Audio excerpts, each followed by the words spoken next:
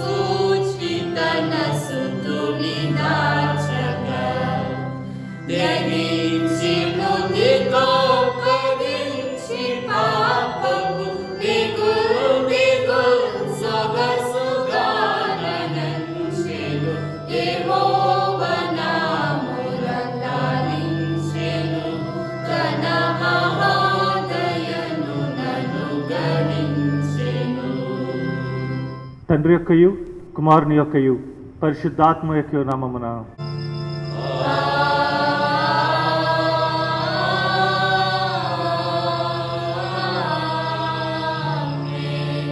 నీ వెలుగును నీ సత్యమును బయలుదేరి చేయము, అవి నాకు త్రోవ చూపును. అవి నీ పరిశుద్ధ పర్వతమునకును నీ నివాస స్థలమునకు నన్ను తోడుకుని వచ్చును.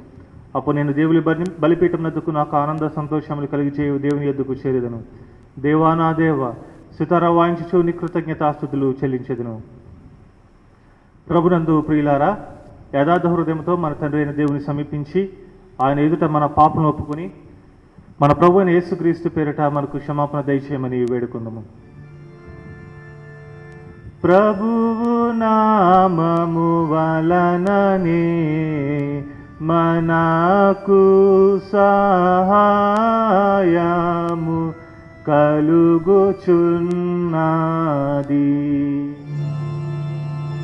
భూమి ఆకాశములను సృజించినవాడు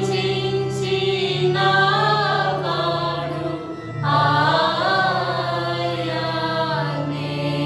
ప్రభువు సన్నిధిని నాయతి క్రమములు నేనొప్పుకొందు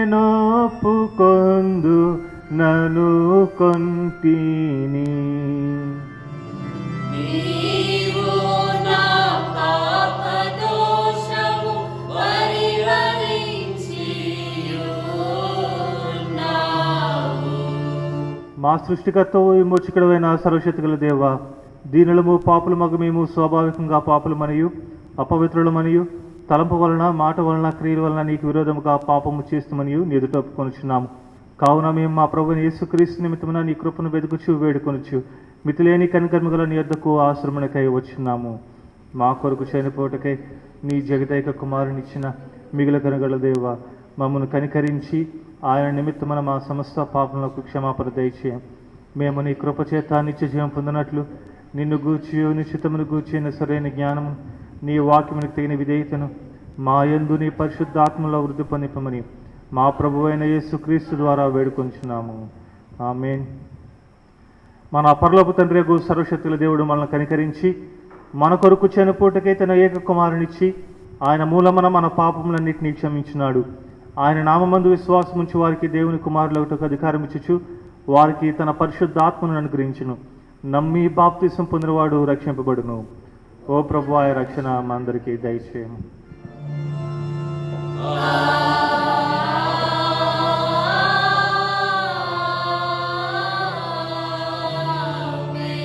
త్రిత్వ పండుగ తరువాతి మొదటి ఆదివారం కొరకు ఏర్పాటు చేయబడిన ప్రారంభ గీతము మనం విందాం. త్రిత్వ పండుగ తరువాతి మొదటి ఆదివారం కొరకు ఏర్పాటు చేయబడిన ప్రారంభ గీతము. ఓ ప్రభువా, నేను నీ యందు నమ్మిక ఉంచున్నాను. రక్షణ విషయమే నా హృదయము హర్షించుచున్నది. యెహోవా నాకు మహోపకార్యము చేసినాడు, నేను ఆయనను కీర్తించెదను. యెహోవా, ఎన్నాళ్ళ వరకు నన్ను మర్చిపోదువు? నాకెంతకాలము విముఖుడవైందువు? తండ్రికి కుమారునికి పరిశుద్ధాత్మకును ఆదియందు ఇప్పుడు ఎల్లప్పుడూ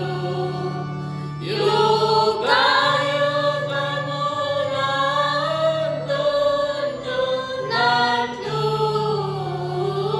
మహిమ కలుగునుగాక. ఆమేన్. ప్రభువా, మమ్మును కనికరింపుము.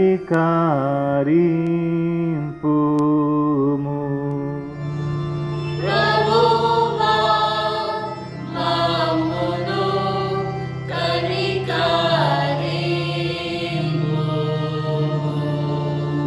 క్రీస్తు మమ్మును కనికరింపుము.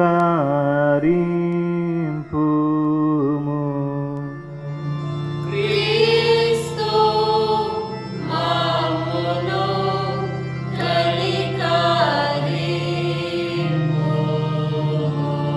ప్రభువా, మమ్మును కనికరింపుము.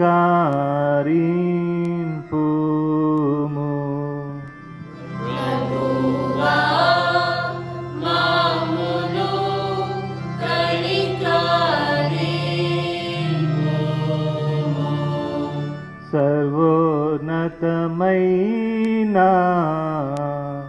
వాణిలో దేవునికి మహిమా.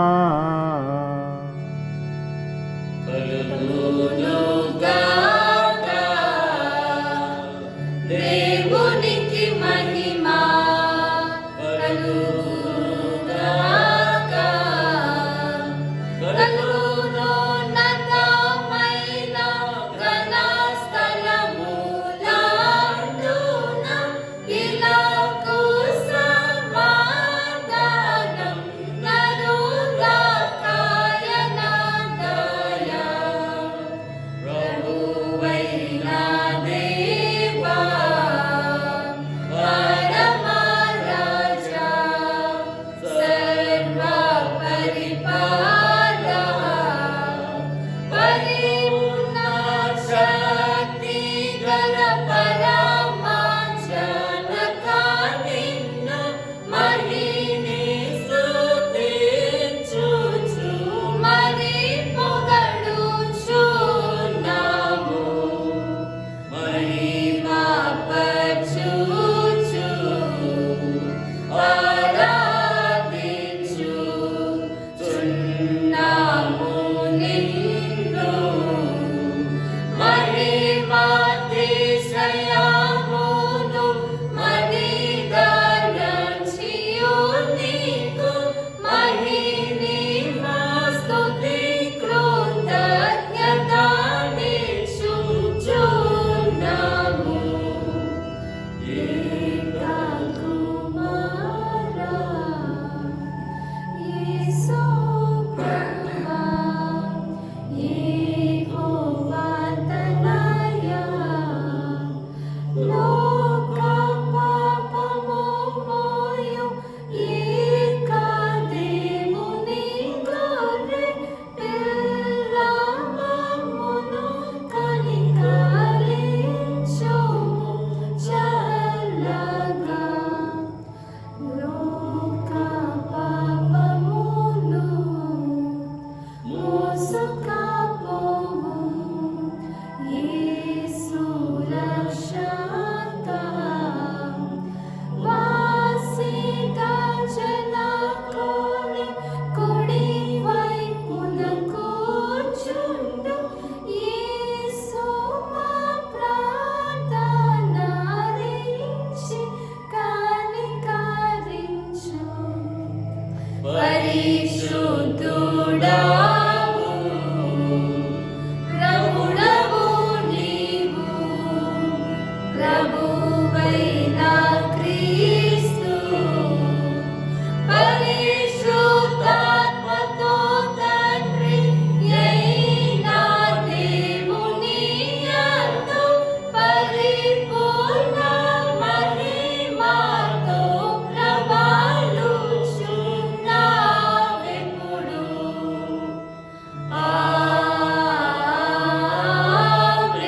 ఆమేన్. ప్రభువు మీతో నుండుగాక. మీ ఆత్మతో నుండుగాక. ప్రార్థింతుము. నిన్ను నమ్మిన వారందరికీ బలమై ఉన్నావో దేవా, మా ప్రార్థనలు కరుణతో చిత్తగింపుము. మరియు మా మానవుల స్వభావం బలహీనతను బట్టి నీవు లేనిది మంచిదే జీవజాలము గనుక మేము నీ ఆజ్ఞలు గైకొని మా తలంపు వలనను క్రియ వలనను నిన్ను సంతోషపరిచినట్లు నీ కృపా సహాయము దయచేయమని నీతోనూ పరిశుద్ధ ఆత్మతోనూ యుగములు జీవించుచు పరిపాలించినండు నీ కుమారుడును మా ప్రభువైన యేసుక్రీస్తు ద్వారా వేడుకొంచున్నాము.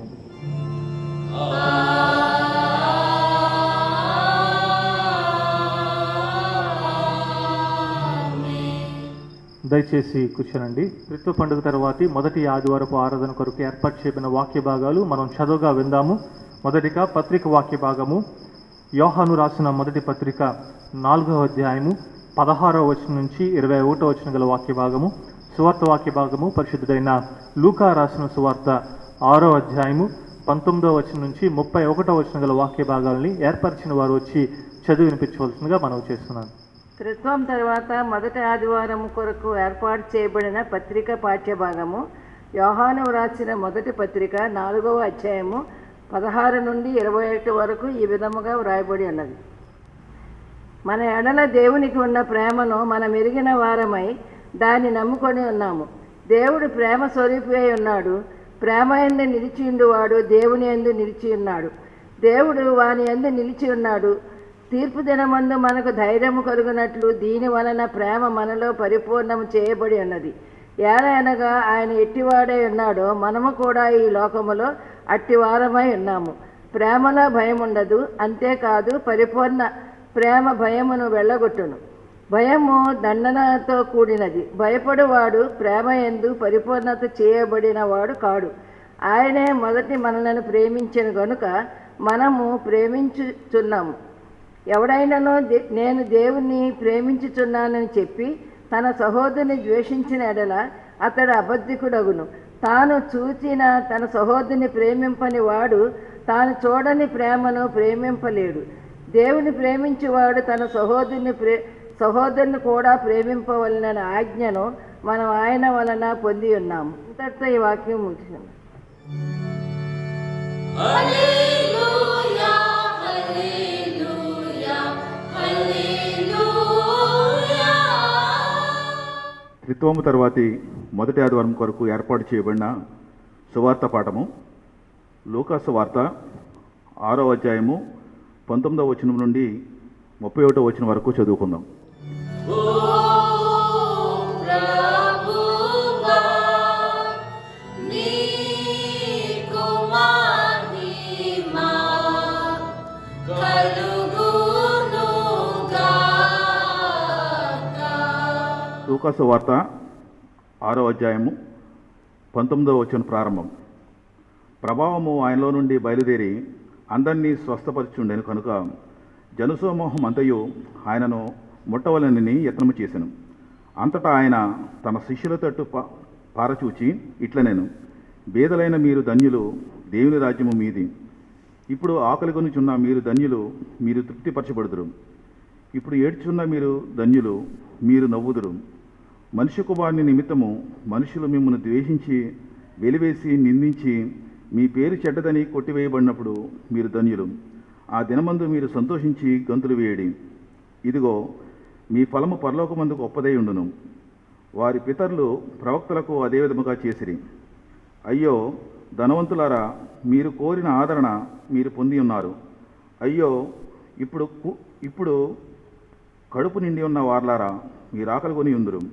అయ్యో ఇప్పుడు నవ్వుచున్న వార్లారా, మీరు దుఃఖించి ఏడ్తురు. మనుషులందరూ మిమ్మల్ని కొనియాడుచున్నప్పుడు మీకు శ్రమ. వారి పితరులు అబద్ధ ప్రవక్తలకు అదే విధముగా చేసిరి. వినుచున్న మీతో నేను చెప్పునదేమనగా, మీ శత్రువులను ప్రేమించుడి, మిమ్మల్ని ద్వేషించే వారికి మేలు చేయడి, మిమ్మల్ని శపించే వారిని దీవించుడి, మిమ్మల్ని బాధించే వారి కొరకు ప్రార్థన చేయడి. నిన్ను ఒక చెంప మీద కొట్టుమని వైపునకు రెండవ చెంప కూడా త్రిప్పుము. నీ పైబెట్ట ఎత్తుకొని పోవాన్ని నీ అంగీని కూడా ఎత్తుకొని పోకుండా అడ్డగింపకము. నిన్ను అడుగు ప్రతివానికి నీ ఇమ్ము. నీ సొత్తు ఎత్తుకొని పోవాని వద్ద దాన్ని మరలా అడగవద్దు. మనుషులు మీకు ఎలాగూ చేయవలని మీరు కోరుదురో అలాగున మీరును వారికి చేయుడి. ఈ వాక్యము ఇంత పర్యంతం. ఓ క్రీస్తు నీకు స్తోత్రము కలుగునుగాక. అందరం కలిసి మన విశ్వాసముగా అపోస్తుల విశ్వాస ప్రమాణాన్ని మనం ఒప్పుకుందాం. అపోస్తుల విశ్వాస ప్రమాణాన్ని ఒప్పుకుందాం. భూమి ఆకాశం సృజించిన సర్వశక్తి గల తండ్రి అయిన దేవుని నమ్ముచున్నాను. ఆయన ఏక కుమారుడును మన ప్రభువైన యేసుక్రీస్తును నమ్ముచున్నాను. ఈయన పరిశుద్ధాత్మల గర్భమున ధరింపబడి కన్యైన మరియకు పుట్టి పొంతు పిలాతు అధికారం కింద శ్రమపడి సిలువ వేయబడి చనిపోయి సమాధి చేయబడిననియు అదృశ్య లోకమునకు దిగిననియు చనిపోయిన వారిలో నుండి మూడవ దినమున లేచి పరలోకములకెక్కి సర్వశక్తి గల తండ్రి యొక్క దేవుని కుడి చేతి వైపున కూర్చుండి ఉన్నాడనియు సజీవులకును మృతులకును తీర్పు చేటుకు అక్కడి నుండి వచ్చిననియు నమ్ముచున్నాను. పరిశుద్ధాత్మను నమ్ముచున్నాను. పరిశుద్ధ క్రైస్తవ సంఘముకు పరిశుద్ధుల సహవాసమును పాప క్షమాపణయు శరీర పునరుద్ధానమును నిత్య జీవం ఉన్నవని నమ్ముచున్నాను. ఆమేన్. దయచేసి వాక్య ధ్యానానికి సిద్ధపాటుగాను అందరము కలిసి ఆంధ్ర క్రైస్తవ కీర్తన పుస్తకం నుంచి 171వ కీర్తన యేసు నన్ను ప్రేమించినావు అనే కీర్తన పాడుకుని వాక్య ధ్యానానికి మనం సిద్ధపడతాం. నన్ను ప్రేమించినావు పాపినైనా నన్ను ప్రేమించినావు నన్ను ప్రేమింపమా నరుపమేతినా నన్ను కాచివము సిల్వపై నిలిచి కన్నా తల్లిదండ్రుల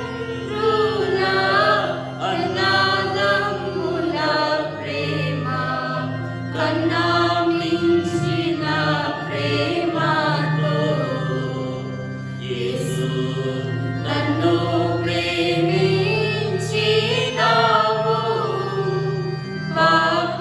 పాపినైనా నన్ను ప్రేమించినావు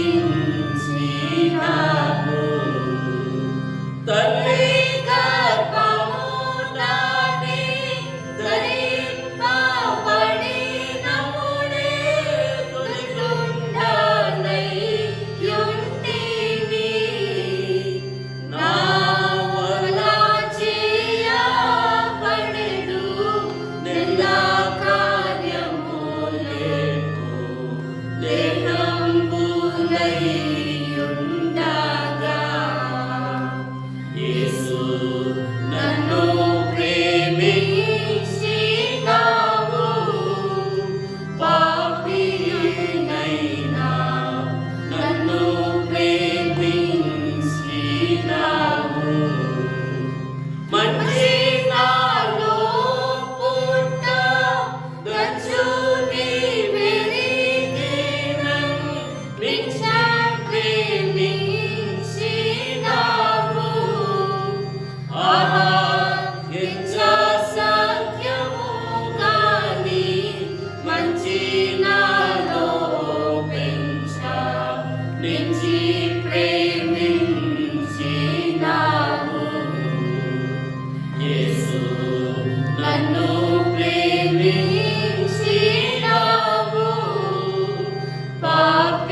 పాపినైనా నన్ను ప్రేమించినావు నన్ను ప్రేమింపని కున్న కష్టములన్నీ మున్నే తెలిసి ఉంటివి తెలిసి నన్ను ప్రేమింపని కున్న కారణమేమో అన్నా తెలియదు చిత్తము యేసు నన్ను ప్రేమించినావు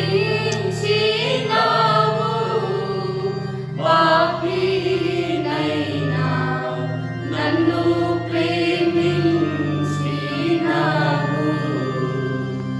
నా వంటి నరుడొకడు నన్ను ప్రేమించినా నా వలన ఫలము కోరు ఆహా నీ వంటి పుణ్యునికి నా వంటి పాపితో కేవలం నేనేగా యేసు నన్ను ప్రేమించినావు పాపినైనా నన్ను ప్రేమించినావు మన తండ్రి అయిన దేవుని నుండి ప్రభువైన యేసుక్రీస్తు నుండి కృపయు సమాధానము మనకు కలుగును గాక. ఆమేన్. త్రియేక దేవుని నామమున యొక్క త్రిత్వ పండుగ తరువాతి మొదటి ఆదివారపు ఆరాధన వీక్షిస్తున్న ప్రియ సంఘానికి మరొకసారి వందనాలు శుభాలు తెలియజేస్తున్నాను. దేవుని యొక్క ఉచితమైన కృపను బట్టి యొక్క ఆలయాలు మరి ఆ ప్రభుత్వ నిబంధనలతో కొంతమందితో కలిసి ఆరాధించడానికి దేవుడు చూపించిన కృపను బట్టి దేవాతి దేవునికి లెక్కలేని స్తోత్రాలు తెలియజేస్తున్నాను.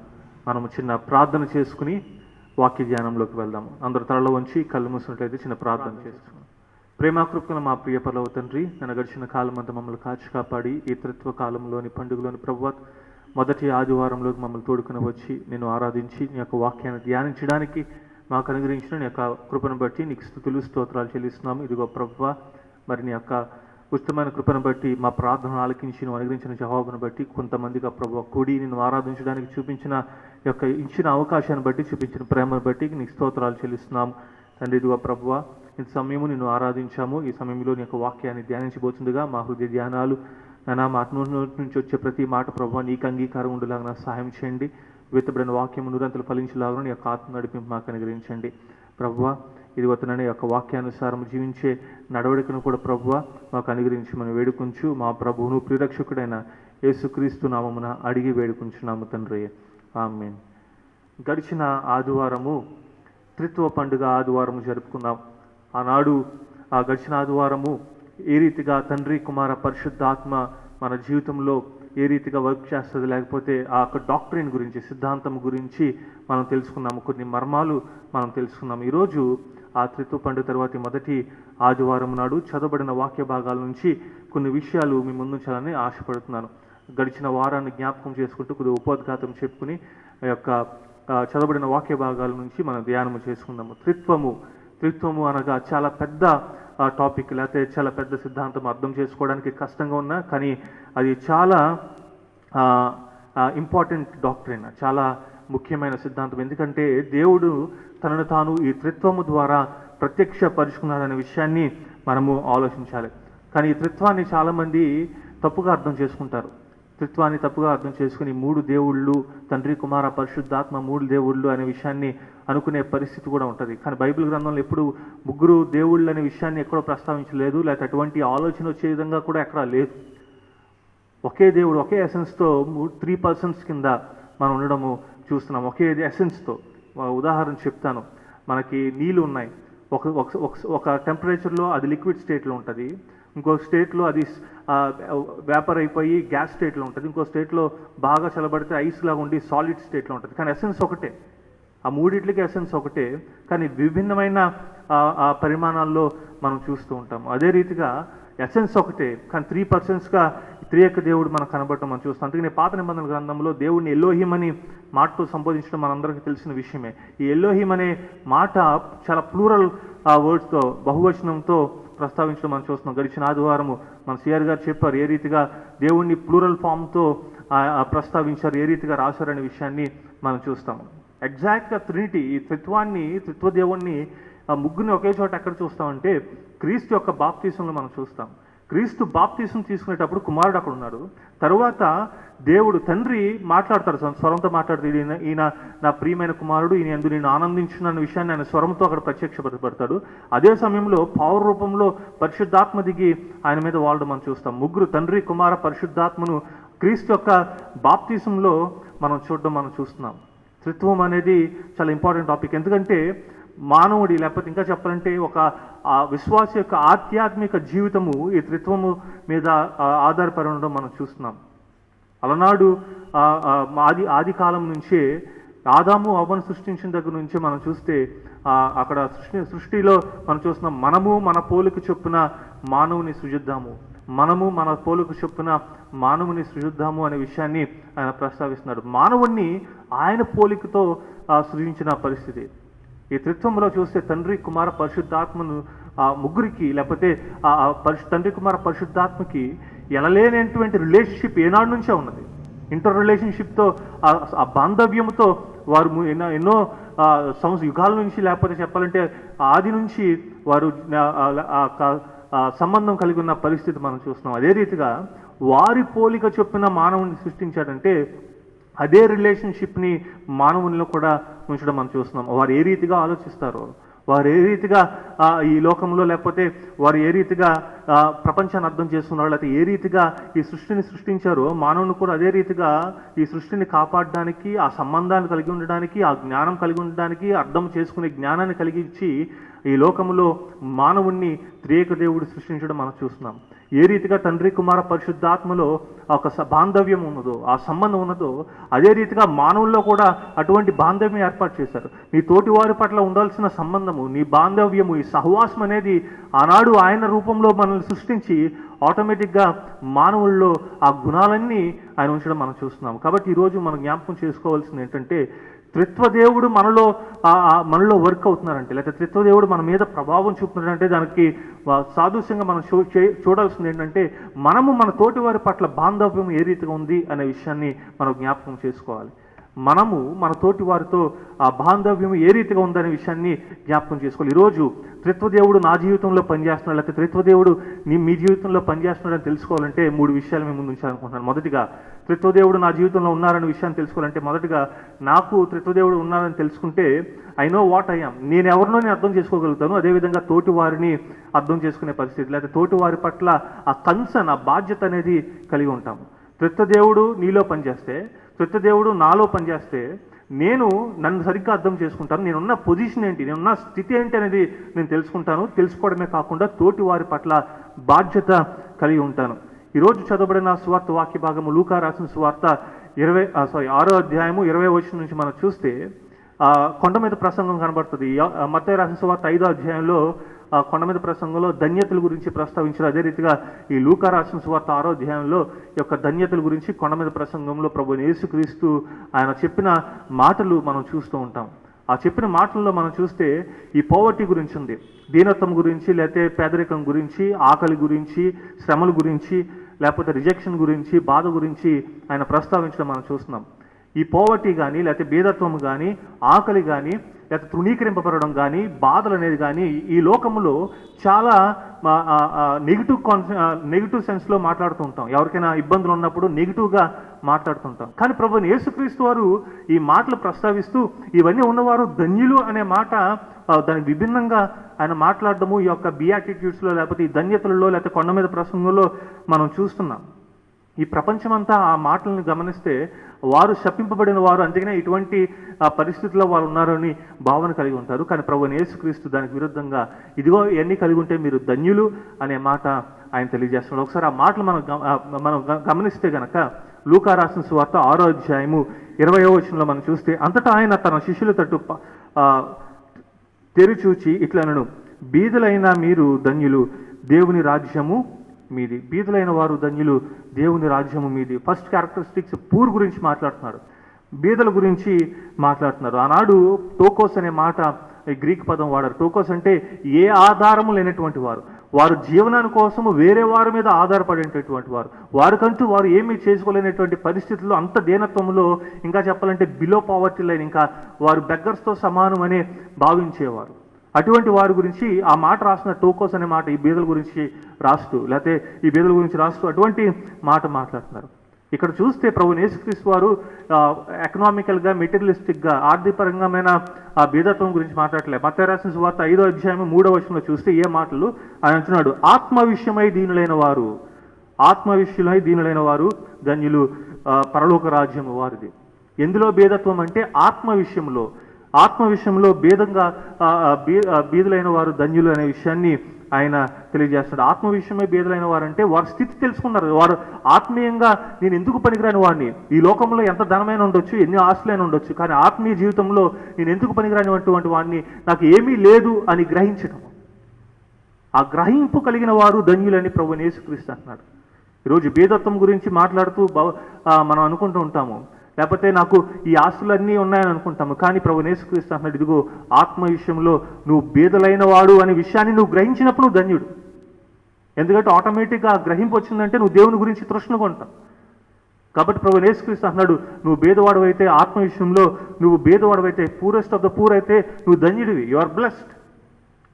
ఎందుకంటే ఎప్పుడైతే నీ స్థితిని నువ్వు గ్రహిస్తావో ఆనాడు దేవుడికి చేరువుగా ఉంటావు. ఈరోజు త్రిత్వ దేవుడు నీలో పనిచేస్తున్నాడంటే ఖచ్చితంగా నేను ఆత్మ విషయంలో నీ ఉన్న స్థితి ఏంటో నీకు తెలుస్తుంది. నేను భేదవాడుగా ఉన్నానా, లేకపోతే ఆత్మ విషయంలో చాలా మెచ్యూర్డ్గా, ధనికుడిగా ఉన్నాననే విషయాన్ని నీకు తెలుస్తూ ఉంటుంది. ఒకవేళ ఏ స్థితి ఏంటో నీకు తెలియట్లేదంటే ఖచ్చితంగా త్రియేక దేవుడు మన పట్ల కార్యాలు లేకపోతే మన జీవితంలో లేరు అనే విషయాన్ని మనం గమనించాలి.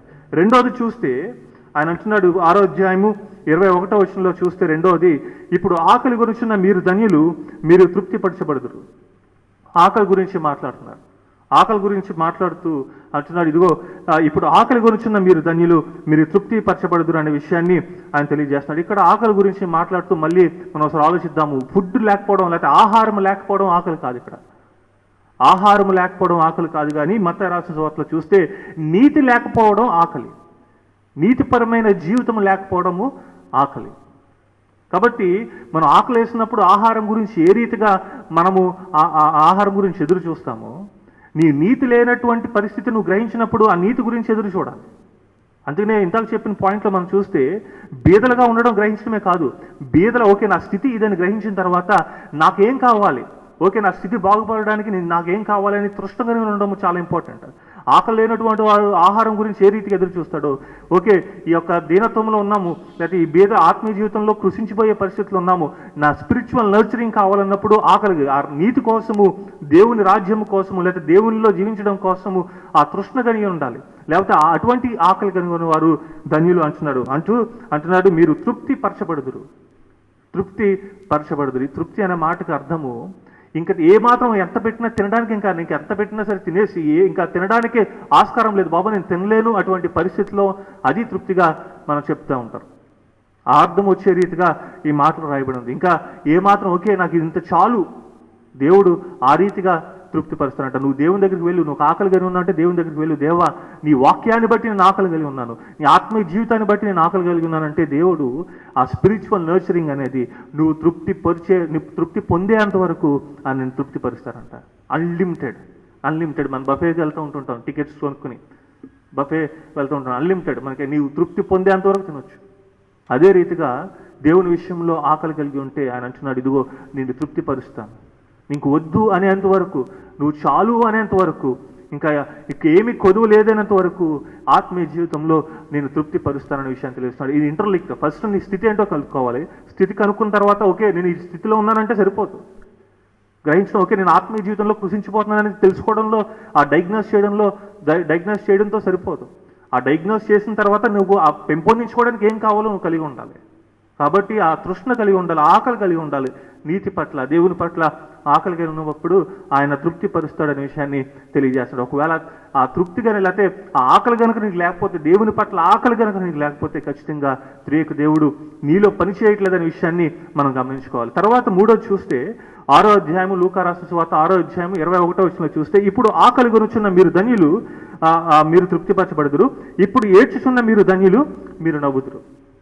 ఈ ఏడ్పు ఎప్పుడు వస్తుందంటే మళ్ళీ ఫస్ట్ డయాగ్నోస్ చేస్తాం, మనం ఉన్న పరిస్థితి తెలుసుకుంటాము. పరిస్థితి తెలుసుకున్న తర్వాత దేవుని పట్ల ఆసక్తి కలుగుతాము.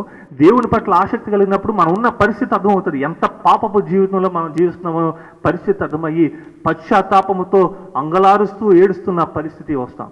ఆ మాటలు రాస్తున్నాడు, ఇదిగో నువ్వు ఇప్పుడు ఏడ్చుచున్న మీరు ధన్యులు, మీరు నవ్వుదురు. నేను పాప బంధకాల్లో ఉన్నానని గ్రహించినప్పుడు, నేను కృషించిపోతున్నానని నశించినప్పుడు, నేను పాపపు ఊబిలో కూరుకుపోతున్నానని గ్రహించినప్పుడు ఆటోమేటిక్గా నేను దేవానికి ఇంత విరోధంగా జీవించానా, దేవానికి ఇంత దూరంగా నేను వెళ్ళిపోయానని చెప్పి గ్రహించినప్పుడు ఆటోమేటిక్గా అంగలారుస్తూ ఏడుస్తూ పశ్చాత్తాపడినప్పుడు ఆయన అంటున్నాడు, ఇదిగో ఇప్పుడు మీరు ఏడ్చున్న మీరు ధన్యులు, మీరు నవ్వుదురు.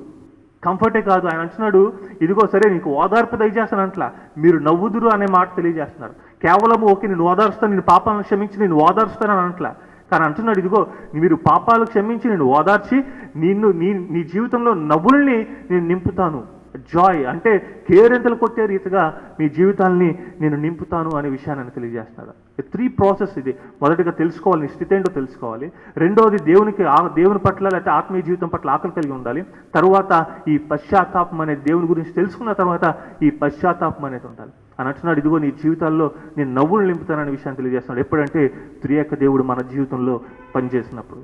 4వ విషయానికి వచ్చేటప్పటికి ఆయన అంటున్నాడు 22వ వచనంలో చూస్తే, మనిషి కుమారుడి నిమిత్తము మనుషులు మిమ్మల్ని ద్వేషించి వెలివేసి నిందించి మీ పేరు చెడ్డదని కొట్టివైనప్పుడు మీరు ధన్యులు. ఇది చాలా టిపికల్గా ఉంది, పారాడాక్సికల్గా ఉంది. మనం చూస్తే వెలివేసినప్పుడంట, ద్వేషించినప్పుడంట, నిందించినప్పుడంట, మీ పేరు చెడ్డదని కొట్టువైనప్పుడు మీరు ఆనందించమంటున్నాడు. అప్పుడు ధన్యులు అంటున్నాడు. ఇది ఎప్పుడు జరుగుతుందంటే పైన 3 జరిగినప్పుడు. నువ్వు ఎప్పుడైతే హోలీగా మారుతావో ఆటోమేటిక్గా వరల్డ్ అనేది, ప్రపంచం నిన్ను ద్వేషిస్తుంది. ప్రపంచం నేను దూరం పెడతా ఉంటుంది. ఎందుకంటే నీ పాప స్వభావం నీ జీవితాన్ని బట్టి వారి పాప స్వభావం బయటకు కనబడుతుంటుంది. కాబట్టి ఆటోమేటిక్గా నిన్ను ద్వేషిస్తారు, నిన్ను దూరం పెడతారు, నీ మాటల్ని హేళన చేస్తుంటారు. You will be ostracised. మీరు ఖచ్చితంగా వెలివేయబడతారు. అందుకని ప్రభు యేసుక్రీస్తు అన్నాడు, ఇదిగో నా పక్షాన మీరు ప్రాణాలు కోల్పోతారు, లేకపోతే వెలివేయబడతారు, మిమ్మల్ని తృణీకరించబడతారని ఆయన పరిచర్య చేసే సమయంలో ఆయన శిష్యులకు చెప్పిన అనుభవాలు మనందరికీ జ్ఞాపకమే. ఈ 3 పైన 3 జరిగినప్పుడు ఆటోమేటిక్గా ప్రపంచం నిన్ను వెలివేస్తుంది, ద్వేషిస్తుంది, నిన్ను నిందిస్తుంది, దూషిస్తూ ఉంటుంది. ప్రభు యేసుక్రీస్తు అన్నాడు, అటువంటి పరిస్థితుల్లో మీరు వెళ్తే మీరు ధన్యులు. అటువంటి పరిస్థితుల్లో మీరు వెళ్తే మీరు ధన్యులు. ఎందుకంటే అలాంటి వారికి పరలోక రాజ్యంలో మీరు స్థానం పొందుకుంటారు అనే విషయాన్ని ఆయన తెలియజేస్తున్నాడు. 23వ వచనంలో దాన్ని రిజల్ట్స్ చెప్తారు. ఇదిగో ఆ దినమందు మీరు సంతోషించి గంతులు వేయండి, ఇదిగో మీ ఫలము పరలోకమందు గొప్పదై ఉండును, వారి పితరులు ప్రవక్తలు అదే విధంగా చేసిరి. పరలోకంలో స్థానం పొందుకుంటా ఉంటాను. నీ రివార్డు పరలోకంలో ఉంటుంది. నీ రివార్డు పరలోకంలో ఉంటుంది. ఆ రిజల్ట్ అనేది పరలోకంలో ఉంటుంది. రెండవది, ఆ పితరులతో కలిసి ఉండడమే కాకుండా త్రియేక దేవునితో సాంగత్యం కలిగి ఉంటాం. So when Trinity is working on you, if Trinity is working on you, ఈ విషయాలన్నీ మనం పొందుకుంటాము. నీ స్థితి ఏంటో నువ్వు తెలుసుకుంటావు. నీ స్థితి ఏంటో నువ్వు తెలుసుకుని దేవునికి చిత్తానుసారంగా మారి ఈ లోకానికి ఉపయోగకరంగా, ఈ లోకానికి ఆదర్శంగా జీవించే పరిస్థితులు ఉంటావు. వాళ్ళు వెలివేసినా సరే ఈ లోకానికి ఆదర్శంగా ఉంటావు. ఈరోజు నీ స్థితి ఏంటో నువ్వు గ్రహించలేకపోతే, అది మంచి స్థితి అయినా, ఆత్మీయ జీవితంలో ఓకే నేను మంచిగా ఉన్నానని తెలుసుకోకపోయినా, ఆత్మీయ జీవితంలో నేను క్షీణించిపోతానని తెలుసుకోకపోయినా, త్రియేక దేవుడు మన జీవితంలో పని చెయ్యట్లేదు అనే విషయాన్ని మనం జ్ఞాపకం ఉంచుకోవాలి. ట్రినిటీ గురించి మనం మాట్లాడుకున్నాం గడిచిన ఆదివారం. త్రిత్వం గురించి ఎన్నో విషయాలు నేర్చుకున్నాం. కానీ ఆ త్రిత్వ దేవుడు మన జీవితంలో పనిచేస్తున్నాడో లేదో, లేకపోతే మనతో సాంగత్యం కలిగి ఉన్నాడో లేదో అని తెలుసుకోవడానికి మొదటగా మనం మన స్థితి ఏంటో గ్రహించినప్పుడు ఆటోమేటిక్గా మనకి ఆ సిగ్నల్ ఏంటంటే త్రియేక దేవుడు మన జీవితంతో మనతో పాటు సాంగత్యము చేస్తున్నాడనే విషయాన్ని మనం జ్ఞాపకం ఉంచుకోవాలి. మొదటిది నీ స్థితి ఏంటో తెలిస్తే. రెండోది, if you have Trinity you will have the confident. త్రియేక దేవుడు నీలో ఉన్నాడంటే ఖచ్చితంగా నువ్వు ధైర్యము కలిగి ఉంటాడనే విషయాన్ని జ్ఞాపకం ఉంచుకోవాలి. ఈరోజు చదవబడిన పత్రిక వాక్య భాగం యోహాను రాసిన మొదటి పత్రిక 4వ అధ్యాయము 17వ వచనంలో చూస్తే, తీర్పు దినమందు మనకు ధైర్యము కలిగినట్లు దీని వలన ప్రేమ మనలో పరిపూర్ణము చేయబడి ఉన్నది. ఏలయనగా ఆయన ఎట్టివాడై ఉన్నాడో మనము కూడా ఈ లోకంలో అట్టివారమై ఉన్నాము. తీర్పు దినమందు మనకు ధైర్యము కలిగినట్టు దీని వలన ప్రేమ మనలో పరిపూర్ణము చేయబడి ఉన్నది. ప్రేమ గురించి మాట్లాడుతున్నారు. యాక్చువల్గా తీర్పు దినములో ధైర్యంగా ఉండడానికి త్రియేక దేవుడు ఈ లోకానికి మళ్ళీ ప్రభు యేసుక్రీస్తు రెండో రాకడకు వచ్చిన సందర్భంలో మనము ఆ జడ్జిమెంట్ డేలో, ఆ తీర్పు దినాన్న మనము నరకానికి వెళ్ళము అనే ధైర్యంగా ఉన్న వాళ్ళ గురించి మాట్లాడుతున్నారు. అటువంటి ధైర్యము నీకు కలిగి ఉండాలనే విషయాన్ని తెలియజేస్తున్నారు. మనం అనుకుంటాము అటువంటి ధైర్యం ఎప్పుడు వస్తుందంటే స్వార్థను అంగీకరించినప్పుడు, స్వార్థ గురించి తెలుసుకున్నప్పుడు, ఈ క్రైస్తవ సిద్ధాంతాలని తెలుసుకున్నప్పుడు, ఈ వాక్యాన్ని బాగా తెలుసుకున్నప్పుడు ఖచ్చితంగా మనకు ధైర్యం ఉంటుందనే విషయాన్ని మనం అనుకుంటాం. నిజమే, వాస్తవమే. కానీ దానికి భిన్నంగా ఈ మాటల్లో మనం చూస్తే ఆ వాక్యం గురించి కాదు కానీ, స్వార్థ గురించి కాదు కానీ, వేరే దాని గురించి కూడా మాట్లాడుతున్నాడు. ధైర్యము దేని వల్ల వస్తుందనే విషయాన్ని ఆయన మాట్లాడుతున్నాడు. చూస్తే తీర్పు దినమందు మనకు ధైర్యం కలిగినట్లు దీని వలన ప్రేమ మనలో పరిపూర్ణము చేయబడి ఉంది. ప్రేమ వలన ఆ ధైర్యాన్ని పొందుకుంటామంట. ప్రేమ వలన ఆ ధైర్యాన్ని పొందుకునే వారంగా ఉంటాం. ప్రేమ వలన మన ధైర్యం వస్తుంది, కాన్ఫిడెన్స్ అనేది వస్తుంది. త్రియేక దేవుడు ఆయన అంటున్నాడు, ఇదిగో మీరు శ్రమ పొందేలాగా ఆయన ఏ రీతిగా శ్రమ పడ్డాడో పేతురు రాసిన పత్రికలో మనం చూస్తాము. ఆయన ఏ రీతిగా శ్రమ పడ్డాడో మనం కూడా అదే రీతిగా శ్రమ పడడానికి సిద్ధపడి ఉండాలంటే. ఎందుకంటే ఆయన ప్రేమ మన హృదయంలో పరిపూర్ణంగా నింపబడి ఉన్నదని. ఆ ప్రేమను పొందుకున్నప్పుడు ధైర్యంతో శ్రమను అనుభవించడానికి కూడా మనం సిద్ధపడతాం. అదే ప్రేమ ధైర్యాన్ని నింపి తీర్పు దినాన్న మనము ఆ తీర్పును ఎదుర్కోవడానికి మనలో ధైర్యం నింపుతుంది. ఎందుకు అటువంటి ధైర్యం మనకు కావాలి? లేకపోతే ఎక్కడి నుంచి ఆ ధైర్యం వస్తుంది? ప్రేమను బట్టి ఇంకా దేనిలోంచి మనకు ఆ ధైర్యం వస్తుంది అంటే తర్వాత వచ్చి అదే భాగంలో తర్వాత చెప్తున్నాడు, ఎలా అనగా ఆయన ఎట్టివాడే ఉన్నాడో మనము కూడా ఈ లోకంలో అట్టివాడే ఉన్నాం. క్రీస్తు ఈ లోకంలో ఏ రీతిగా జీవించాడో నువ్వు నేను కూడా అదే రీతిగా ఈ లోకంలో జీవిస్తున్నాం. ఆయన ఎటువంటి సందర్భంలో జీవించాడు, ఎటువంటి పరిస్థితుల్లో జీవించాడో మనం కూడా అటువంటి పరిస్థితుల్లోనే జీవిస్తాం. బహుశా అది 2000 సంవత్సరాల క్రితం కావచ్చు. కానీ ఆయన మానవుడి కింద ఈ లోకాన్ని జీవించాడు. ఆయన శోధనలు ఎదుర్కొని ఈ లోకాన్ని జీవించాడు. ఆయన వ్యతిరేకతను ఎదుర్కొని ఈ లోకంలో జీవించాడు. ద్వేషాన్ని ఎదుర్కొని ఈ లోకంలో జీవించాడు. ఆయన ఏ రీతిగా మానవుడికి ఈ లోకంలో జీవిస్తున్నావో నువ్వు కూడా అదే రీతిగా ఈ లోకంలో జీవిస్తున్నావు అనే విషయాన్ని జ్ఞాపకం చేస్తున్నాడు. ఏలైనగా ఆయన ఎట్టివాడే ఉన్నాడో మనము కూడా ఈ లోకంలో అట్టివారేమే ఉన్నాము. ఆ లోకంలో ఆయన జీవించిన రీతిగా మనం జీవిస్తున్నాం అంటే క్రీస్తుకి ఏ రీతిగా నీతి వస్త్రాన్ని ధరింపజేశాడో మనకు కూడా ఖచ్చితంగా దేవుడు ఆ నీతి వస్త్రాన్ని ధరింపజేస్తాడు. క్రీస్తు ఏ రీతిగా పాపము అంటకుండా జీవించాడో మనకు కూడా ఖచ్చితంగా ఆ ధైర్యాన్ని ఆ స్థైర్యాన్ని మనకు అనుగ్రహిస్తాడు. ఆ విల్ పవర్ని మనల్ని అనుగ్రహిస్తాడు. కానీ మనం ఏ రీతిగా ఆయన జీవించిన జీవితం మనం జీవిస్తున్నాం లేదో ఒకసారి ఆలోచన వేసుకోవాలి, లేకపోతే ప్రశ్న మనం వేసుకోవాలి. త్రియేక దేవుడు దేవునికి క్రీస్తుకి ఏ రీతిగా ఆ పవర్ అనుగ్రహించాడు ఈ లోకంలో జీవించడానికి, ఖచ్చితంగా అటువంటి శక్తిని ప్రతి మానవుడికి ఆ మాట తెలియజేస్తూ ప్రతి మానవుడికి ఆయన జీవించిన రీతిగానే నీకు అనుగ్రహిస్తున్న విషయాన్ని ఆయన తెలియజేస్తాడు. ఆ కాన్ఫిడెన్స్ అనేది, ఆ ధైర్యం అనేది మనలో ఉందా? ఆ ధైర్యం అనేది మనలో ఉంది. ఈరోజు చాలామంది క్రైస్తవులము అని చెప్పుకుంటూ ఉంటారు, క్రైస్తవులం అని చెప్పుకుంటుంటారు. కానీ ఆ క్రీస్తు రెండో రాకడ గురించి ప్రస్తావించినప్పుడు లేకపోతే తీర్పు గురించి ప్రస్తావించినప్పుడు ధైర్యము లేనటువంటి వారిగా జీవిస్తూ ఉంటాం. దాని అర్థము త్రియేక దేవుడు మన జీవితంలో ఆయన వర్క్స్ జరగట్లేదని అర్థం. ఈరోజు ప్రేమ ఇతరులకు పంచడానికే కాదు, దేవుని దగ్గర నుంచి ప్రేమ పొందుకున్నది ఇతరులకు పంచడమే కాదు, ఆ ప్రేమ పొందుకున్నది మనలో ధైర్యాన్ని నింపుకొని ఆనాడు తీర్పు దినాన్న క్రీస్తుని ఎదుర్కొని ధైర్యంగా ఆయనతో సాంగత్యము చేయడానికి.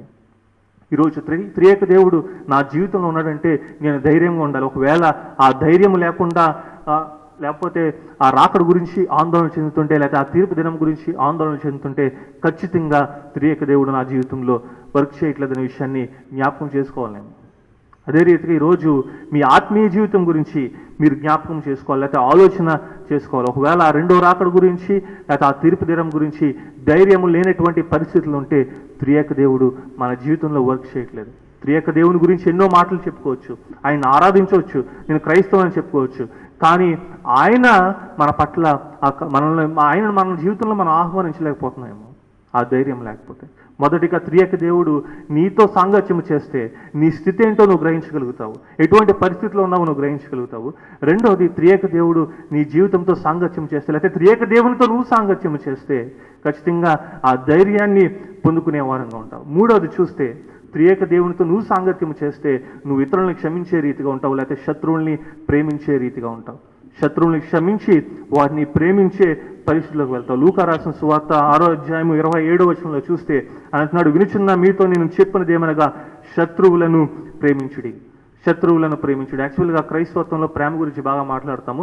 నీ తోటి వారిని సహోదరుని ప్రేమించమంటాం. కాబట్టి మన తోటి క్రైస్తవుల్ని మన సంఘస్థుల్ని ప్రేమిస్తుంటాం, కానీ శత్రువుల్ని ద్వేషించేవారు ఉంటాం, క్రైస్తవేతరుల్ని ద్వేషించేవారు ఉంటాం, వారి గురించి తప్పుడుగా మాట్లాడే పరిస్థితులు మనం ఉంటాం. ఇక్కడ అంటున్న ప్రభువు నీ తోటి వారిని సహోదరునే కాదు నీ శత్రువుని కూడా నువ్వు ప్రేమించు, నిన్ను ద్వేషించే వారిని కూడా నేను ప్రేమించు, నిన్ను హింసించే వారిని కూడా నువ్వు ప్రేమించు అనే విషయాన్ని ఆయన తెలియజేస్తున్నాడు. లవ్ అనేది అది నీ కమ్యూనిటీకి మాత్రమే కన్ఫైన్ అయి లేదు, లేకపోతే నిన్ను ప్రేమించే వారిని తిరిగి ప్రేమించమని లేదు. కానీ చాలామంది భయపడుతుంటాం ఇతరులతో మనం సాంగత్యం చేయడానికి, ఈ లోకంలో ఉన్న వారితో సాంగత్యం చేయడానికి భయపడుతున్నాం, ఎందుకంటే మనం కూడా పాపంలో పడిపోతామని, లేకపోతే చెడుకు దూరంగా ఉండమని చెప్పి వారితో సాంగత్యం చేయడం మర్చిపోతాం. కానీ క్రీస్తుని వారికి పరిచయం చేయకపోతే ఎవరు పరిచయం చేస్తారు? కాబట్టి మన జాగ్రత్తలో మనం ఉండాలి, కానీ అదే రీతిగా వాళ్ళని ప్రేమించే వారిగా మనం ఉండాలి. అందుకనే నీ శత్రువుని నువ్వు ప్రేమించు అనే విషయాన్ని ఆయన తెలియజేస్తాడు. ఈ మాటలు ఎవరు తెలియజేస్తున్నాడంటే యూదా సమాజానికి తెలియజేస్తున్నాడు. ఆ పరిస్థితిలో ఆలోచిద్దాము. యూదులు ఏ రీతిగా ఉండేవారో మన అందరూ తెలుసు, చాలా ఎక్స్క్లూజివ్గా ఉండేవారు, ఎవరితో సాంగత్యం చేసేవారు కాదు, అన్యులని చాలా నీచంగా చూసేవారు, చాలా చులకనగా చూసేవారు. వారే ఆ దేవుని చేత ఏర్పాటు చేయబడిన జనాంగంగా భావించి మిగతా వాళ్ళందరినీ చులకనగా చూసిన పరిస్థితి. అటువంటి వారితో ప్రభువైన యేసుక్రీస్తు అంటున్నాడు, నీ శత్రువుని నువ్వు ప్రేమించు. అదే మూమెంట్లో రోమా సామ్రాజ్యానికి వ్యతిరేకంగా ఇండిపెండెన్స్ మూమెంట్ జరుగుతుంది. జీలర్స్ వెళ్ళి రోమియోల్ని చంపుతున్నారు కొంతమంది వెళ్ళి. అటువంటి వారి దగ్గరికి వెళ్ళి ఇదిగో నీవు నీ శత్రువుని ప్రేమించు అనే విషయాన్ని తెలియజేస్తున్నాడు. ఈ మాటలు విన్న వారికి ఖచ్చితంగా చాలా షాక్ అయి ఉంటారు. ఈ కొండ మీద ప్రసంగంలో ప్రభువైన యేసుక్రీస్తు ఈ ప్రేమ గురించి మాట్లాడుతున్న సందర్భంలో ఖచ్చితంగా వారందరూ షాక్కి గురై ఉంటారు. ఎందుకంటే ఏంటి, మనల్ని హింసిస్తున్న వారిని ప్రేమించమంటున్నాడు, మనల్ని హింసిస్తున్న వారిని ఆయన వాళ్ళని క్షమించమంటున్నాడు అనే విషయాన్ని ఖచ్చితంగా షాక్ గురై ఉంటారు. ఇంకా చూస్తే 27వ వచనంలో చూస్తే మిమ్మల్ని ద్వేషించి వారికి మేలు చేయండి. వాళ్ళని ప్రేమించడమే కాదు, నిన్ను ఎవడైతే ద్వేషిస్తున్నాడో వాళ్ళకి వెళ్ళి మేలు చేయండి అంటున్నాడు. వాళ్ళ గురించి మేలు చేయండి. వారు మీకు వెళ్ళి ఎవరైతే మీరు ద్వేషిస్తున్నారో ఖచ్చితంగా వారు వెళ్ళి మీరు మేలు చేయండి, వారికి మంచి కార్యాలు చేయండి. నిన్ను ఎంత హింసించినా సరే వారి జీవితంలో మంచి జరగాలని కోరుకోండి. వారు మంచి జరిగి కోరుకునే రీతిగా వారి జీవితంలో మంచి కార్యాలు మీరు వెళ్ళి చేయండి అనే విషయాన్ని తెలియజేస్తున్నారు. 28వ వచనంలో చూస్తే మిమ్మల్ని శపించి వారిని దీవించండి. స్టెప్ బై స్టెప్ ఇంకా డీప్గా వెళ్ళిపోతున్నారు ప్రభువైన యేసుక్రీస్తు వారు. ప్రేమించమంటున్నాడు, మేలు చేయమంటున్నారు. ప్రేమించడం అయితే ఓకే వాళ్ళతో మాట్లాడకుండా అట్లీస్ట్ ఏదో విధంగా వారితో సమాధానంగా ఉండడానికి ప్రయత్నించవచ్చు, శత్రువులతో సమాధానంగా ఉండడానికి ప్రయత్నించవచ్చు, తర్వాత మేలు చేయడానికి ప్రయత్నించవచ్చు. కానీ ఇది అంటున్నారు, నిన్ను శపించే వారిని దీవించమంటున్నాడు. నిన్ను భయంకరంగా తిట్టేసి నిన్ను శపించేసి నీ జీవితంలో జరుగుతున్న శపించే వారిని కూడా వారిని నువ్వు ఏమాత్రము వారిని తిట్టకుండా వారిని నువ్వు దీవించు అనే విషయాన్ని ఆయన తెలియజేస్తున్నారు. క్రైస్ట్ ఫాలోవర్స్, క్రీస్తుని వెంబడించేవారు ఖచ్చితంగా ఇదే రీతిగా ఉండాలని తెలియజేస్తున్నారు. ఎందుకంటే ఆయన శిష్యుల గురించి తెలుసు.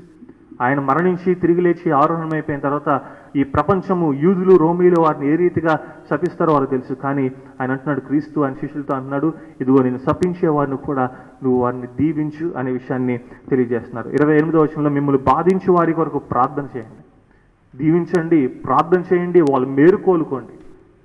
ఇన్ని మాటలు అనేది చదువుకోవడానికి చాలా ఈజీగా ఉంటుంది, లేదా చెప్పుకోవడానికి చాలా ఈజీగా ఉంటుంది. కానీ ఇది చేయడం అనేది చాలా కష్టమైన పని. కానీ ప్రభువైన యేసుక్రీస్తు ఆనాడు ఆ యూద సమాజానికి ఈ మాటలన్నీ తెలియజేస్తున్నాడు. 29వ వచనంలోకి వచ్చేటప్పుడు నిన్ను ఒక చెంప మీద కొట్టువాడిని వాని వైపు రెండవ చెంప కూడా త్రిప్పము. బాగా ఫేమస్ కొటేషన్. మహాత్మా గాంధీ కూడా ఈ కొటేషన్ వాడుకున్నారు. ఒక చెంప మీద కొడితే ఇంకో చెంప చూపించమంటారు. దాని అర్థము ప్రభువైన యేసుక్రీస్తు నిన్ను కొట్టేవారిని వెళ్ళి నీ శరీరాన్ని అప్పచెప్పమని కాదు. ప్రభువైన యేసుక్రీస్తు తన శిష్యులతో అంటాడు, ఇదిగో మీరు ఖడ్గాలు కూడా కొనుక్కోండి అని చెప్తారు. శ్రమ వచ్చినట్లయితే ఏదైనా నీ మీద దాడి చేసినప్పుడు నిన్ను నువ్వు డిఫెండ్ చేసుకోకు అనే విషయాన్ని ఆయన తెలియజేయాల. ప్రభువైన యేసుక్రీస్తు ఆ సన్నిహితుని సభలో ఉన్నప్పుడు చెంప మీద కొట్టినప్పుడు తిరిగి ఇంకో చెంప చూపించలే. ఆయన చెప్పిన మాటలే ఇవి, కానీ తిరిగి ఆయన చెంప చూపించలేదు ఆయన. దాని అర్థం ఏంటంటే నువ్వు సైలెంట్గా, లేకపోతే నేను ఎవరైనా నిన్ను హింసించినప్పుడు నువ్వు వెంటనే తిరిగి కొట్టాల్సిన అవసరం లేవు. లేకపోతే మనం చాలామంది తిరిగి కొట్టకుండా మనసులో పెట్టుకుని వాడికి ఏదైనా చెయ్యాలి, ఏదైనా వాడికి చెడు చేయాలని చెప్పేసి ప్లాన్స్ వేసుకుని ఆ ప్లాన్స్ని ఎగ్జిక్యూట్ చేసే పరిస్థితిలో చాలామంది ఉంటాం. రాజకీయంగా కానీ లేకపోతే శారీరకంగా కానీ అవతల వారిని ఏ రీతిగా నన్ను ఈ దెబ్బ తీశాడు, ఏ రీతిగా ఆయన దెబ్బ తీయాలని రైట్ టైం కోసం ఎదురు చూసి దెబ్బ కొట్టే పరిస్థితి. కానీ ప్రభువైన యేసుక్రీస్తు అలా చేయలే. చెంప మీద కొట్టినప్పుడు ఓకే రైట్ టైం వచ్చినప్పుడు నేను తీర్చుకుంటాను, వాళ్ళ మీద కసి తీర్చుకుంటాను అనలా. ఆయన దేవునితో ప్రార్థన చేశాడు. వీరేం చేయించున్నారో వీరికి తెలియదు కదా, వీరిని క్షమించండి అయ్యా అని ప్రార్థన చేశారు. వారిని తిరిగి ప్రేమించాడు. That's what it means. ఇక్కడ ఏంటంటున్నాడంటే చెంప చూపించమంటే దాని అర్థము నువ్వు కక్ష తీర్చుకోవద్దు, పగ తీర్చుకునే మనసు కలిగి ఉండొద్దు అనే విషయాన్ని ఆయన తెలియజేస్తున్నాడు. ప్రేమించడం అంటే కేవలం ప్రేమను చూపించడం మాత్రమే కాదు, ఎమోషనల్గా ప్రేమను చూపించడమే కాదు, కానీ నిన్ను హింసించిన వారి మీద నువ్వు ఏమాత్రం రిటాలియేట్ అవ్వకుండా, ప్రతీకారము తీర్చుకోకుండా ఉండాలనే విషయాన్ని ఆయన తెలియజేస్తున్నాడు. 29వ వచనంలో చూస్తే నీ పై బట్ట ఎత్తుకొని పోవాలని నీ అంగీని కూడా ఎత్తుకొని పోకుండా అడ్డగింపకము. ఈ మాటలు చూస్తే యాక్చువల్గా యూదా సాంప్రదాయంలో అయితే యూదా సమాజంలో మనం చూస్తే ఈ ట్యూనిక్ పై అంగి కొన్నిసార్లు దుప్పటి కింద వాడుకునేవారు. పడుకునేటప్పుడు పైన చలి కాకుండా దుప్పటి కప్పుకునేవారు. కాబట్టి ఎవరైనా అంగీ తీసుకుంటే మళ్ళీ రాత్రికి ఎట్టి పరిస్థితుల్లో అంగీ తిరిగి ఇచ్చారు. కానీ ప్రభువైన యేసుక్రీస్తు అంటున్నారు, ఇదిగో అంగీ తీసుకెళ్ళిపోతే నీ అంగీ కూడా ఎత్తి కొనిపోకుండా అడ్డగింపకము. ఇంకొక వస్త్రం తీసుకెళ్ళిపోతే ఒక లాక్కుని వెళ్ళిపోతాను అనుకుంటే వారిని అడ్డగించొద్దు అనే విషయాన్ని తెలియజేస్తున్నారు. ఎందుకంటే యాక్చువల్గా ఆ డ్యూటరానమికల్ లా ప్రకారం వారు తిరిగి ఇచ్చేయాలి, లేకపోతే చాలా పెద్ద తప్పు. తిరిగి ఇవ్వకపోయినా నువ్వు ఏం ఫీల్ అవ్వద్దు, దాన్ని అడ్డుకోవద్దు, నువ్వు ఆ తిరిగి ఇవ్వలేదని చెప్పి వారి మీద నిందించొద్దు, లేకపోతే వారి మీద యాక్షన్ తీసుకోవద్దు, వారిని క్షమించు అనే విషయాన్ని ఈ మాటలు తెలియజేస్తాను. ఆ లాని ఒక లా ప్రకారం ఉన్నా సరే నువ్వు వారిని క్షమించడానికి ప్రయత్నించే అనే విషయాన్ని ఆయన తెలియజేస్తున్నాడు. శపించే వారిని దీవించమన్నాడు, వారి గురించి ప్రార్థన చేయమన్నాడు, వారి మేలు కోలుకోమన్నాడు, వారి మీద పగ తీర్చుకోవద్దు అనే విషయాన్ని ఇన్ని మాటల్లో ఆయన తెలియజేస్తాడు. ఎవరికి చెప్తున్నారంటే యూదులకు చెప్తున్నారు. ఎవరు చెప్తారంటే రోమా సైన్యం మీద దండయాత్రలు అయితే వారు దాడులు చేస్తున్న వారికి మాటలు చెప్తున్నారు ప్రభువైన యేసుక్రీస్తు. ప్రేమించడము, క్షమించడం అనేది చాలా ప్రాముఖ్యం. అది మనం అనుకుంటాము ప్రేమ అంటే ఎమోషనల్గా చూపించడమే, కానీ ప్రేమ అంటే ఎమోషనల్గా చూపించేది కన్నా దానికి మించినది. అది దానికి మించింది అది. ఎమోషనల్గా చూపించి వారి క్రియలలో వారి మంచి కోరుకుని వారు క్షమించే పరిస్థితిలోకి, ఆ గుణంలోకి మనం వెళ్ళాలి. ఒకవేళ అటువంటి పరిస్థితిలో మనం లేదంటే త్రియేక దేవునితో సాంగత్యం లేకపోవడమే. ఈరోజు అవతల వారిని నేను క్షమించలేకపోతున్నానంటే నేను ఇక్కడికి వచ్చి త్రియేక దేవుని ఆరాధించిన వేస్తే. త్రియేక దేవునితో సాంగత్యం లేనటువంటి వారమే ఉన్నాం. ఈరోజు గడిచిన వారం త్రిత్వం గురించి గొప్పగా నేర్చుకున్నాం. ఈరోజు గమనించాలి, ఆ త్రిత్వ దేవునితో మనం సాంగత్యం కలిగి ఉన్నామా లేదని మనం ప్రశ్న వేసుకోవాలి. ఈ 2020 సంవత్సరంలో నువ్వు త్రిత్వ దేవునితో సాంగత్యం కలిగి ఉంటే మొదటిగా నీ స్థితి ఏంటో నువ్వు తెలుసుకుంటావు. నువ్వు ఎటువంటి పరిస్థితుల్లో ఉన్నావో నువ్వు తెలుసుకుంటావు. రెండవది, త్రిత్వ దేవునితో సాంగత్యం కలిగి ఉంటే ఖచ్చితంగా నువ్వు తీర్పు దినం గురించి భయపడకుండా ధైర్యంగా వహిస్తూ ఉంటావు. ధైర్యం. చాలామంది తీర్పు దినం గురించి రాకడ లేట్ అవుతా బాగుండు, రాకడ లేట్ అవుతా బాగుందని చాలామంది ప్రార్థన చేసేవారు కూడా ఉంటారు. నువ్వు ఆ త్రిత్వ దేవుని సాంగత్యం లేకపోతే అటువంటి ధైర్యం లేనటువంటి పరిస్థితులు ఉంటావు. ఆ ధైర్యం కలిగి ఉండాలి. మూడవది, త్రిత్వ దేవునితో సాంగత్యం కలిగి ఉంటే తోటి వారిని ప్రేమించి వారిని నువ్వు క్షమించే పరిస్థితిలో ఉంటావు. ఈ 3 విషయాలు మన జీవితంలో లేకపోతే ఖచ్చితంగా, ఏ ఒక్క విషయం లేకపోయినా ఖచ్చితంగా మనం కాన్ఫిడెంట్గా చెప్పుకోవచ్చు, ఆ త్రిత్వ దేవుడు యొక్క సాంగత్యము మనం కోల్పోయామని. తిరిగి ఆ సాంగత్యం కలిగి ఉండాలి. ఆ సాంగత్యం కలిగి ఉండి మన పరిస్థితి ఏంటో మనం తెలుసుకుని ధైర్యం తెచ్చుకుని పరలోక రాజ్యంలో వారసులు అవడానికి మనం పాటుపడుతూ తోటి వారిని ప్రేమించి వారిని క్షమించే పరిస్థితిలోకి వెళ్ళేలాగిన త్రియేక దేవుడు మనకు తోడే ఉండి సంరక్షించి కాపాడునుగాక. ఆమె సమస్త జ్ఞానం మించిన దేవుని సమాధానం ప్రభువైన యేసుక్రీస్తు వల్ల మన హృదయములకు మన తలంపులకు కావలి ఉండునుగాక. ఆమె.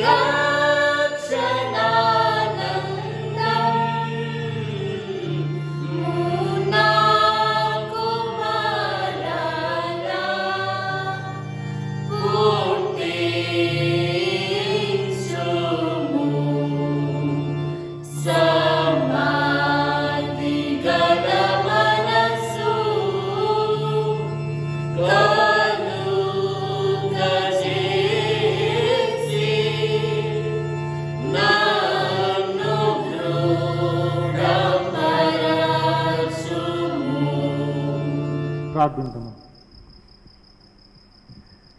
ప్రేమ కృపల మా ప్రియ పరలోక తండ్రి, నాన్న గడిచిన కాలం అంతా మమ్మల్ని కాచి కాపాడ ప్రభువా, నీ యొక్క ఉచితమైన కృపను బట్టి మరొకసారి నాయన నీ సన్నిధానం మమ్మల్ని తోడుకుని వచ్చి నీ సన్నిధానంలో కొంత సమయము ఆరాధించి ప్రభువా వాక్యాన్ని ధ్యానించి ప్రార్థించడానికి తండ్రి మా జీవితంలో అనుగ్రహించిన గొప్ప అవకాశాన్ని బట్టి చూపించిన ప్రేమను బట్టి నీకు వేలాది స్తుతులు స్తోత్రాలు వందనాలు.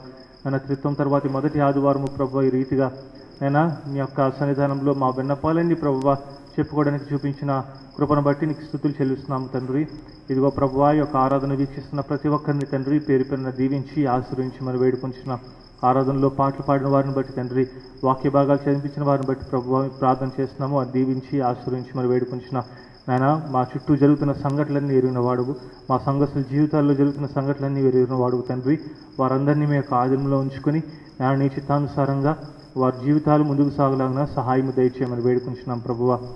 ఇదిగో తండ్రి నాయన, ఇదిగో ప్రభువా నేను మా సంఘంలో ప్రభువా పుట్టినరోజులు అదేవిధంగా వైవాహిక దినాలు జరుపుకున్న బిడ్డలను మీ చేతికి అప్పగిస్తున్నాం. నేను గడిచిన సంవత్సరాలు వారి జీవితాల్లో అనుగ్రహించిన నీ యొక్క కృప, నీ యొక్క కాపుదల ప్రభువా, నీ కృప నీ ప్రేమ ఏ రీతిగా అందించావో ప్రభువా రాబోయే దినాల్లో కూడా ప్రభు నీ కాపుదలను అనుగ్రహించండి, వారి జీవితాలలో నీ కార్యాలు చేయమని వేడుకుంటున్నాము తండ్రి. ఇదిగో ప్రభువా, మా సంఘంలో ఉన్న సండే స్కూల్ వారిని మీ చేతికి అప్పగిస్తున్నాం, యూత్ వారిని మీ చేతికి అప్పగిస్తున్నాం, స్త్రీల సమాజం వారిని మీ చేతికి అప్పగిస్తున్నాము తండ్రి. వారందరినీ ప్రభువా వారి పరిచర్య నిశ్చితానుసారంగా జరుగులాగా వారి సహాయం దయచేయమని వేడుకుంటున్నాం. వారి యొక్క ఆత్మీయ జీవితాలు బట్టి మా సంఘము నిర్మించబడేలాగున ఈ యొక్క ఆత్మ నడిపింపు వారికి దయచేయమని వేడుకుంటున్నాం. మరి ప్రాముఖ్యంగా తండ్రి వృద్ధాపులు ఉన్న బిడ్డలందరినీ మీ చేతికి అప్పగిస్తున్నాం ప్రభువా. ఇదిగోనైనా వారి యొక్క ఆరోగ్యముని యొక్క ఆదరణ ఉంచుకోండి, వాళ్ళకి ఆదరణ సహవాసం తండ్రి మీరు అనుగ్రహించమని ప్రార్థన చేస్తున్నాము తండ్రి. ఇదిగో ప్రభువా, ఈ కరోనా వైరస్ వల్ల ప్రభువా మరి ఆరాధన జరుపుకోలేనటువంటి పరిస్థితులు ఒక చోట కూర్చున్న ప్రభువా, నేను మన సంఘము అది అర్థం చేసుకుని ప్రభువా, నేను యొక్క జ్ఞానముతో ఆత్మీయతను ప్రభువా ప్రతి ఒక్కరూ వారి యొక్క గృహాలని ఆలయముగా చేసుకుని తండ్రి ఈ యొక్క ఆత్మీయ జీవితంలో వారు ముందుకు సాగులాగిన ఈ యొక్క నరిష్మెంట్ వాళ్ళకి దయచేయమని వేడుకుంటున్నాం. ఈరోజు వాక్యం ద్వారా మాట్లాడిన సంఘటన బట్టి నీకు వందనాలు, మాకు నేర్పించిన సంఘటన బట్టి నీకు వందనాలు. నానా త్రియేక దేవుని సహవాసము కలిగి ఉండి తండ్రి మా జీవితంలో ప్రభువా ధైర్యముగాను ప్రభువా మా స్థితిని ఎరిగి ధైర్యం పుంజుకుని తండ్రి అవతల వారిని ప్రేమించి క్షమించే గుణాలు ప్రభువా మా జీవితంలో మీరు అనుగ్రహించమని ప్రార్థన చేస్తున్నాము తండ్రి. ఆ క్రమంలో మేము ఎదుర్కొనే ప్రతి సైతాన్ శోధన కానీ ప్రభువా ప్రతి ఆటంకాన్ని తండ్రి మేము అధిగమించే శక్తిని జ్ఞానాన్ని మాకు అనుగ్రహించమని వేడుకుంటున్నాం. ఈ యొక్క ఆరాధన వీక్షిస్తున్న ప్రతి ఒక్కరిని ప్రభువా వారు చేసే ప్రతి ప్రార్థనను మీరు ఆలకించాను తండ్రి. వారి ప్రార్థనలు మీరు ఆలకించినైనా నీ చిత్తానుసారంగా వాటి జవాబులు దయచేయమని వేడుకుంటున్నాం. ఇదిగో ప్రభువా ఇంకా ఆయా సమస్యలతో బాధపడుతూ ప్రభు ఆందోళన ఉన్న వారి గురించి ప్రార్థన చేస్తున్నాము తండ్రి. వారి యొక్క సమస్యల నుంచి వారు లేవనెత్తండి. మరి ప్రాముఖ్యంగా ఈ కరోనా వైరస్ ద్వారా బాధింపబడుతున్న వారిని మీ చేతికి అప్పగిస్తున్నాం, గవర్నమెంట్ వారిని మీ చేతికి అప్పగిస్తున్నాము తండ్రి. నేను వారి నిర్ణయాలు ప్రభువ అందరికీ ఆమోదకరంగా ప్రభువ అందరి యొక్క నేను శ్రేయస్సు కొరకు నేను తీసుకునే నిర్ణయాలుగా ఉండేలాగా నీ యొక్క జ్ఞానాన్ని వారికి అనుగ్రహించండి. ప్రపంచవ్యాప్తంగా జరుగుతున్న నేను సంఘటనలన్నీ వెరిగినవాడు నేను వైద్యులకి నీ సహాయం అందించండి ప్రభువ. నేను యొక్క జ్ఞానం అందించి త్వరితరీతిగా ప్రభువ ఈ యొక్క వ్యాధికి ప్రభువ మరి మందు కనుక్కుని వ్యాక్సిన్ కనుక్కునే భాగ్యం అనుగ్రహించి మనం వేడుకుంటున్నాం. మరి ప్రాముఖ్యంగా మా దేశం యొక్క ఆర్థిక పరిస్థితి గురించి ప్రార్థన చేస్తున్నాము తండ్రి. ఇదిగో ప్రభువ రక్షణ విభాగాన్ని గురించి ప్రార్థన చేస్తున్నాం. యుద్ధ వాతావరణాన్ని అలుముకుంటున్న సందర్భంలో ప్రభువ ఈ యొక్క శాంతిని నెలకొల్పి మనం ప్రార్థన చేస్తున్నాము తండ్రి. ఇదిగో ప్రభువ ఇంకా నువ్వు ప్రభువ మా సంఘంలో ఉన్న ప్రతి ఒక్క కుటుంబాన్ని మీ చేతికి అప్పగిస్తున్నాం. ఈ ఆరాధనలో పాల్గొన్న వారందరినీ మీ చేతికి అప్పగిస్తున్నాం తండ్రి. వారు ప్రత్యేకంగా దీవించి ఆశీర్వించి మనం వేడుకుంటున్నాం. మరొకసారి నిశ్చితమైతే ఇదే రీతిగా ప్రభువ ఈ సన్నిధానంకి వచ్చి నేను ఆరాధించి నాకు వాక్యాన్ని ధ్యానించుకునే యొక్క భాగ్యాన్ని మాకు అనుగ్రహించి మనం వేడుకొంచు మా ప్రభువును ప్రియరక్షకుడైన యేసుక్రీస్తు నామమున ఈ ప్రార్థనలు అడిగి వేడుకుంటున్నాము తండ్రి. ఆమేన్. పరలోకమందున మా తండ్రి నీ నామం పరిశుద్ధపరచబడును గాక, నీ రాజ్యం వచ్చును గాక, నీ చిత్తం పరలోకమందు నెరవేరినట్లు భూమి మీద నెరవేరును గాక. మా అనుదిన మాకు దయచేయము, మళ్ళీ అపరాధం చేసి మనం క్షమించిన ప్రకారం మా అపరాధం క్షమించము, మమ్మల్ని శోధనలు తేక దృష్టిని తప్పించము. రాజ్యము శక్తియు మహిమయు నిరంతరము నీవేనవు తండ్రి. ఆమేన్. త్రియేక నామమున మరొకసారి ఈ త్రిత్వ పండుగ తర్వాతి మొదటి ఆదివారపు ఆరాధన వీక్షిస్తున్న మీ అందరికీ శుభాలు తెలియజేస్తున్నాను. ఈరోజు ఆరాధనలో మరి చక్కటి పాటలు పాడించిన కోయిర్ బృందానికి అధ్యక్షత వహిస్తున్న మరి జీపీపీ కుమార్ గారికి, మరి వాయిద్యాలు వాయించిన మరి నిర్మల్ సునాంద్కి, అదేవిధంగా టెక్నికల్ సపోర్ట్ అందిస్తున్న జానీ అండ్ గ్రూప్కి ప్రత్యేకమైన వందనాలు తెలియజేస్తున్నాను. అదేవిధంగా మరి గడిచిన వారాలలో మరి కానుకలు సమర్పించిన వారికి ప్రత్యేకమైన వందనాలు తెలియజేస్తున్నాను. వారి గురించి మాకు అనుదిన ప్రార్థనలో జ్ఞాపకం ఉంచుకుంటున్నాము.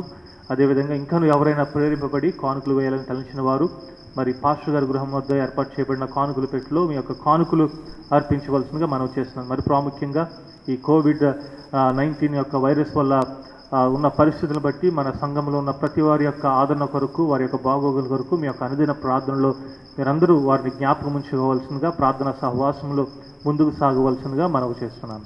ప్రాముఖ్యంగా ఈ కరోనా వైరస్ యొక్క వ్యాప్తి తీవ్రమైన రూపంలో ఉన్న తరుణంలో మరి మోడరేటర్ గారు సంఘాలన్నింటినీ జూన్ 30వ తారీఖు వరకు ఆరాధనలు నిర్వహించకుండా కేవలము ఆన్లైన్ ఆరాధనలు నిర్వహించమని కోరినారు. కాబట్టి జూన్ 30 తారీఖు వరకు ఈ ఆన్లైన్ కార్యక్రమాలు లేదా ఆన్లైన్ ఆరాధనలు నిర్వహించబడతాయని అందరూ ఈ యొక్క ఆన్లైన్ ఆరాధనలో పాల్గొనవలసిందిగా మనం చేస్తున్నాం.